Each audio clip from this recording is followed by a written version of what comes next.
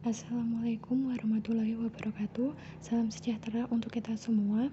Puji syukur kita haturkan kepada Allah Subhanahu wa taala dan tak lupa sholawat serta salam selalu tercurahkan kepada Nabi Muhammad sallallahu alaihi wasallam. Kami dari kelompok 6 yang terdiri dari Ismi Hilmiah dengan NIM 630302001010, Dita Ernawati dengan NIM 630302000124 dan Dila Putri Astriati dengan NIM 630302000128. Kami akan mempresentasikan hasil kerja kelompok kami yang berjudul Akuntansi Salam. Untuk pembahasan yang pertama yaitu mengenai pengertian akad salam. Secara termologis, salam adalah menjual suatu barang yang penyerahannya ditunda atau menjual suatu barang yang ciri-cirinya disebutkan dengan jelas dengan pembayaran modal terlebih dahulu, sedangkan barangnya diserahkan di kemudian hari. Akad salam adalah salah satu dari sekian akad yang ada pada Pernyataan Standar Akuntansi Keuangan atau PSAK nomor 103.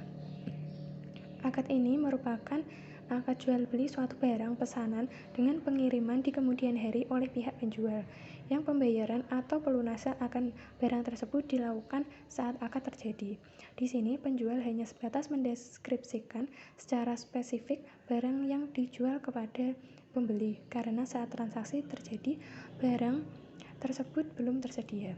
Menurut Dewan Syariah Nasional dalam Fatwa DSN nomor 5 DSN MUI _4_2000, salam adalah jual beli barang dengan cara pesanan dan pembayaran harga terlebih dahulu dengan syarat-syarat tertentu. Sedangkan dalam kompilasi hukum ekonomi syariah, salam adalah jasa pembiayaan yang berkaitan dengan jual beli yang pembiayaannya dilakukan bersamaan dengan pemesanan barang. Menurut ulama Syafi'iyah, Hanabilah menjelaskan salam adalah akad atas barang pesanan dengan spesifikasi tertentu yang ditangguhkan penyerahannya pada waktu tertentu, di mana pembayaran dilakukan secara tunai di majelis akad. Ulama Malikiyah menyatakan salam adalah akad jual beli di mana modal atau pembayaran dilakukan secara tunai atau di muka, dan objek pesanan diserahkan kemudian dengan jangka waktu tertentu. Definisi bahwa salam adalah jual beli di mana modal atau harga dibayar di muka, sedangkan barang diserahkan di belakang. Dari beberapa definisi di atas dapat diambil intisari bahwa salam adalah salah satu bentuk jual beli di mana uang harga barang dibayarkan secara tunai, sedangkan barang yang dibeli belum ada, hanya sifat-sifat jenis dan ukurannya sudah disebutkan pada waktu perjanjian dibuat. Selanjutnya yaitu dasar hukum salam. Jual beli salam merupakan akad yang diperbolehkan oleh hukum Islam. Adapun landasan hukum salam. Yang pertama, Al-Quran Surat Al-Baqarah Surat kedua ayat 282, yang artinya, hai orang-orang yang beriman, apabila kamu bermuamalah tidak secara tunai untuk waktu yang ditentukan, hendaknya kamu menuliskannya dengan benar. Makna hukum dari Al-Quran Surat Al-Baqarah Surat kedua ayat 282 adalah anjuran untuk ditulis ketika melakukan hutang piutang, karena dengan ditulis untuk menghindari kemungkinan terjadi kelupaan atau kesalahan. Dalam penulisan antara kedua pihak yang bermuamalah dengan adil tidak boleh condong kepada salah satu pihak karena faktor keluarga atau memusuhi salah satunya karena suatu dendam atau semacamnya. Yang kedua yaitu hadis Nabi Shallallahu Alaihi Wasallam. Berdasarkan hadis dari Ibnu Abbas bahwa objek jual beli salam di zaman Nabi adalah buah-buahan. Dalam konteks zaman sekarang, objek salam dapat pula dikembangkan dengan barang-barang komoditas lainnya. Sedangkan dari hadis riwayat Ibnu Majah dari Syihab, maka jual beli secara tangguh mencakup jual beli salam. Yang ketiga yaitu ijma. Ibnu Al-Munzir menyebutkan bahwa semua orang yang dikenal sebagai ahli ilmu telah sepakat akad salam merupakan akad yang diperbolehkan. Selanjutnya yaitu mengenai syarat dan rukun transaksi. Sebagaimana kita ketahui, akad salam merupakan akad pemesanan barang yang spesifikasinya telah terjelaskan oleh pembeli dan penyediaannya telah disanggupi oleh penjual. Agar menjadi sah, akad salam ini memiliki rukun dan mesti menepati berbagai persyaratan yang telah ditentukan oleh syariat. Rukun akad salam ada 4. Untuk rukun pertama, dua belah pihak yang melakukan akad salam, yaitu pembeli yang memesan barang dan penjual yang menyanggupi pengadaan barang. Keduanya disyaratkan haruslah memenuhi kriteria persyaratan sebagaimana yang ada pada akad bai atau jual beli. Rukun kedua yakni sihat ijab kabul. Syaratnya ialah sama dengan syarat ijab kabul yang ada pada akad jual beli, yaitu kedua belah pihak berada pada majelis akad yang sama dan kecocokan antara ijab dengan kabulnya. Tentu saja dalam akad ini mesti menggunakan kata salam atau pesan atau order. Demikian pula dalam akad salam ini harus menindakkan khiyar syarat sehingga akad haruslah sopan karena khiyar syarat disyariatkan sebagai pengecualian pada akad jual beli yang mutlak sehingga tidak berlaku pada lainnya. Karena pada akad salam ini disyaratkan untuk menyerahkan uang pajar dalam majelis akad, maka khiyar syarat menjadi tidak berlaku dan hanya menyisakan khiyar majelis.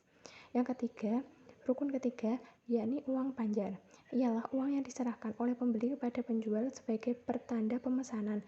Syaratnya ialah harus jelas kadar dan sifatnya seperti 100 dinar, 100 dirham, 10 juta rupiah, 1000 dolar ataupun lainnya. Jika pembayarannya bukan menggunakan uang, namun menggunakan barang yang lain yang biasanya ditakar atau ditimbang, semisal dibayar menggunakan beras, maka harus diperjelas takaran atau timbangannya serta jenis komoditinya. Misalkan dibayar pakai beras Cianjur premium sebanyak 100 kuintal. Rukun keempat ialah muslamfih. Komoditi barang yang dipesan syaratnya ialah berupa sesuatu yang bisa dispesifikasi menggunakan kriteria tertentu.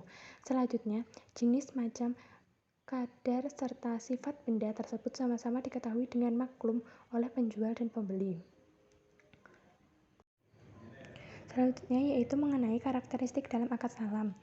Dalam PSAK 103 tentang akuntansi salam dijelaskan karakteristik salam sebagai berikut. Bank syariah dapat bertindak sebagai pembeli dan atau penjual dalam suatu transaksi salam. Jika bank syariah bertindak sebagai penjual kemudian memesan kepada pihak lain untuk menyediakan barang pesanan dengan cara salam, maka hal ini disebut salam paralel. Salam paralel dapat dilakukan dengan syarat a. Akad antara bank syariah atau sebagai pembeli dan produsen atau penjual terpisah dari akad antara bank syariah atau sebagai penjual dan pembeli akhir, dan b. Akad tidak saling bergantung atau ta'aluk. Yang pertama, spesifikasi dan harga barang pesanan disepakati oleh pembeli dan penjual di awal akad. Ketentuan harga barang pesanan tidak dapat berubah selama jangka waktu akad. Dalam hal bertindak sebagai pembeli, bank syariah dapat meminta jaminan kepada penjual untuk menghindari resiko yang merugikan. 2. Barang pesanan harus diketahui karakteristik secara umum yang meliputi jenis, spesifikasi teknis, kualitas, dan kuantitasnya. Barang pesanan harus sesuai dengan karakteristik yang telah disepakati antara pembeli dan penjual. Jika barang pesanan yang dikirimkan salah atau cacat, maka penjual harus bertanggung jawab atas kesalahannya. Ketiga, alat pembayaran harus diketahui jumlah dan bentuknya, baik berupa kas, barang, atau manfaat. Pelunasan harus dilakukan pada saat akad disepakati dan tidak boleh dalam bentuk pembebasan utang penjual atau penyerahan piutang pembeli dari pihak lain. Dan untuk yang keempat, transaksi salam dilakukan karena berniat memberikan modal kerja terlebih dahulu untuk memungkinkan penjual atau produsen memproduksi barangnya. Barang yang disepakati memiliki spesifikasi khusus atau pembeli ingin mendapatkan kepastian dari penjual. Transaksi salam diselesaikan pada saat penjual menyerahkan barang kepada pembeli. Selanjutnya yaitu ketentuan-ketentuan akad salam. Di antara ketentuan itu dalam jual beli salam ialah satu, masing-masing hendaklah bersikap jujur dan tulus, ikhlas, serta hendaklah amanah dalam perjanjian-perjanjian yang telah dibuat. Yang kedua yaitu penjual hendaklah berusaha memenuhkan syarat-syarat yang telah ditetapkan itu. Yang ketiga, pembeli janganlah coba menolak barang-barang yang telah dijanjikan itu dengan membuat berbagai-bagai alasan palsu. Sekiranya barang yang dibawa itu terkurang sedikit daripada syarat-syarat yang telah dibuat, masing-masing hendaklah bertolak ansur dan mencari keputusan yang sebaik-baiknya. Dalam menentukan waktu penyerahan barangnya, yaitu para fuqaha memiliki beberapa pendapat. Yang pertama dari Imam Hanafi menetapkan periode penyerahan barang pada 1 bulan. Untuk beberapa penundaan selambat-lambatnya adalah 3 hari. Tetapi jika penjual meninggal dunia sebelum penundaan berlalu, salam mencapai kematangan. Lalu menurut Imam Syafi'i, salam dapat segera dan tertunda. Untuk menurut Imam Maliki, penundaan tidak boleh kurang dari 15 hari.